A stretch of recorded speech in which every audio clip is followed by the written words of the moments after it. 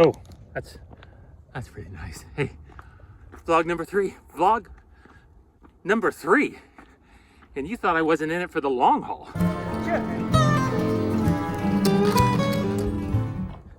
Thought we'd do something special today, maybe a little romantic, a little trip up the coast on the train. Look at the ocean.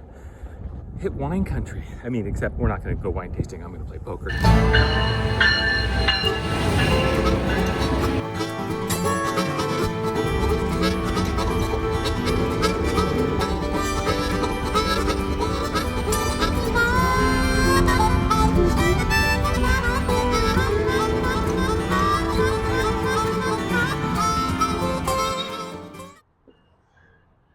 Okay, that's my train leaving. I somehow managed to almost miss my train both ways, getting on and getting off.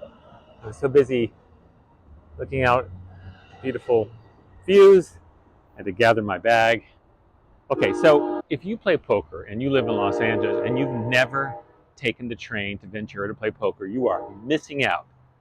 This is a run, don't walk situation, more a train, don't drive situation. It drops you off here, and then you just walk over here to the Ventura, where is it?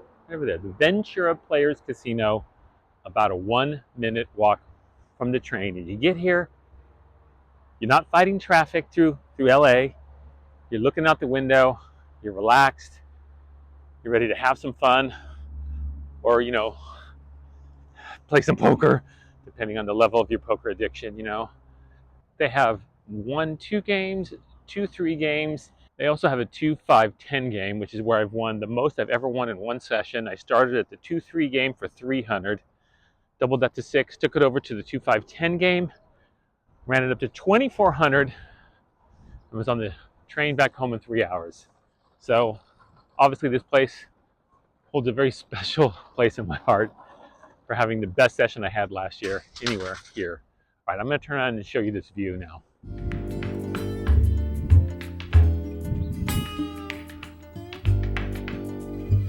Okay, it takes about an hour to get a table. So perhaps I'm a little anxious to get involved. Perhaps that lends itself to this first hand. We will see. So I pick up these threes on the button, under the gun limps, gets folded around to my right on the cutoff, who also limps, and I think threes are a nice candidate to set mine. I've just sat down, I don't know anybody's tendencies, and I don't feel the need to build a big pot for someone else when I've just sat down. Small blind makes it 18. The under the gun player who limped earlier calls, cutoff calls, and I close out the action on the button with my threes, again thinking, let's hit a 3. Flop comes ace, queen 5, and small blind checks instantly. Under the gun checks, cutoff checks. Back on me, about 75 in the pot. I still think it's too early to turn my hand into a bluff. I still think someone could have a pair between threes and queens that beats me, so I check. Turn comes a 5, pairing the board, putting up 2 spades. Small blind instantly checks again. I get 2 quick checks and it's back to me. At this point, I think I need to start telling a story. I could definitely have a 5. I could have 4-5 suited, 5-6 suited this way. I could have a weak ace in my hand. So it's time to start telling a story and maybe trying to steal this pot. So I bet 30, just under half pot. Small blind calls, under the gun folds, cutoff folds, it's heads up. River brings a 3rd spade, and small blind checks again instantly. Back on me, now we have ace, queen, pair of 5s, 3 spades. Now it's time to turn it into a full-on bluff. My 3s aren't winning. Really feels like he has 9s or 10s or jacks and has been hanging on this whole time. Maybe even a weak queen. I don't see how he has a strong hand. He's checked at all 3 streets without giving it any consideration. Usually when people have a really strong hand, they want to think about it, and they start thinking, should I trap? How do I play this? How do I get the most out of this strong hand? But he just keeps insta-checking.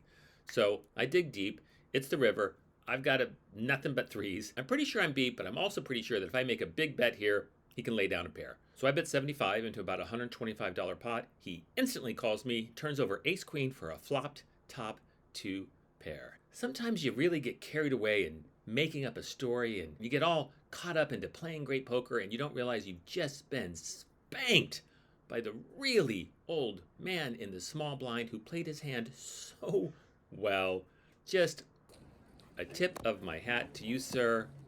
Well played. That first hand kind of sets the tone for the next couple of hours. Now please enjoy this montage of cards as Marty from 3 days ago goes on a bit of a rant while standing on a gorgeous California coastline. Oh my. It's like the poker gods wanted to punish me for that unbridled optimism I was showing. Let's take a look at the ocean.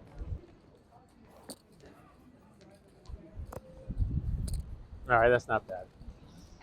Last couple hours were rough, very rough, in fact. And it's that worst kind of losing where it's not a big bad beat or horrible play. It's just a slow bleeding out. Decent hands, and I'm aggressive, doing what I'm supposed to be doing, going after it, building up a pot for somebody else, invariably. Down to my last few chips, and now I'm just decided to be that super tight, sticky dude. I'm just playing nothing. I'm pretending like it's a tournament and I can't buy in again, and if I lose, I gotta go home and take out the trash. Okay, bomb pod. Bomb pod, bomb pod. Okay. There's 8 of us. Everybody's in. $10 pre-flop, so that's going to be 80 in the pot, and then we go straight to the flop. I've got an 8-9 offsuit. Not bad, actually, for a bomb pot. Flop comes 10 jack 6, 2 hearts. I've got the 8-9 with 1 heart. It is checked around to me, and I check. Now, a quick note. There are many, many, many players who check bomb pots on the flop 100% of the time. If they've got nothing, if they got that magical 2-pair, to check it, see what happens. So I don't trust that everybody in front of me has completely whipped, but it's checked around to me. I check. 2 more checks. Button decides to take a stab at it for $20. We pick up 1, 2, 3 callers. Back on me. There's still 2 more people on my left before it gets back to the button. I'm not exactly closing out the action, but it kind of feels like I am because I glance to my left. They look pretty disinterested. I'm never folding, but a raise feels like I'm overplaying my hand at this point. Obviously, I'd like to spike a 7 or a queen, but there are many cards that would make me happy. If the board doesn't pair, and it's a small card, I can make a move at that point. So I call, we get 2 folds, and we go to the turn. Turn brings the 2 of clubs. It's check to me, check, check, check.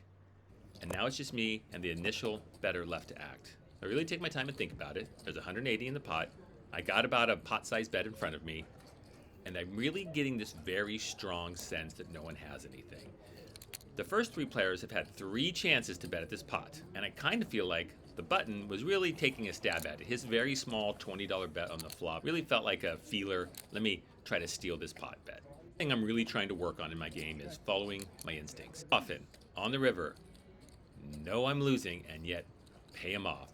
And the flip side, there are many times where I just know if I could make a big bet right now, it'll get the job done. This is one of those moments. I really take my time, and then I go all in. So when you don't play in flow, and you lead out, having not been the aggressor on the previous round, you really got to sweat that first guy. The old guy on the button. He folds. And I glance over to my right. No one looks happy to be involved in this hand, and they kind of quickly fold. Mumbling, everybody's grumbling. The guy on my left is talking about how I'm on a double draw and I got nothing. In fact, I will let you hear his take on the hand. No, I know you have. Straight draw, flush draw. This is it. Show it. Show it. There we are. Yeah. Obviously, this hand worked out, but more importantly than winning this hand, more important for me at least, is following through on my instincts when I get a good live read and I really know, like, this is the moment, make your move, it's gonna pay off, they're gonna fold, you're gonna win this pot. That's usually when I cower away and go, but this time I did it, worked out, so very happy. Unfortunately, that hand was the highlight of my day, and it was pretty much downhill from there. I play very tight poker for the next couple of hours. My stack dwindles, dwindles, dwindles. Finally, I pick up 4s. I got maybe $75 left at this point. Once again, let's let Marty from 3 days ago take it away. Well, that sucked. Had a tiny stack for the last couple of hours. Really babied it. Finally, with pocket 4s, hit a set, managed to double up. I got like 150, 175. A couple hands later, I get kings, managed to get it all in. Guy on my left has queens, and he flops quads. He flops. I mean, sort of Fountain Town Square Ventura area. It's very cool. It's got one of those you're supposed to put your head in, you know. It's like, look at it. Probably make me feel better. It's not working. The session, I didn't win. I had hopes, I had dreams, they were crushed. So I dragged my sorry ass home to LA, the long ride home. Thanks for watching, thanks for checking out the channel. I hope you're having a good time. I know I'm having a good time. Today wasn't a total loss, so you'll see what I lost right here. But it wasn't a total loss emotionally, because I did meet my very good friend at the pub. At the end of the day, I'll let him have the final word. All right, I'm back from Ventura, and I'm hanging out with my very good friend David Hayter. God damn it, you're handsome. Look at you. Well, But I always thought you were taller. Hang on, cheers. I am taller. Well, not taller than me. All right, he'll be back later, but for now, I'll cheers. be back on the vlog. Thanks for watching. You're pretty good.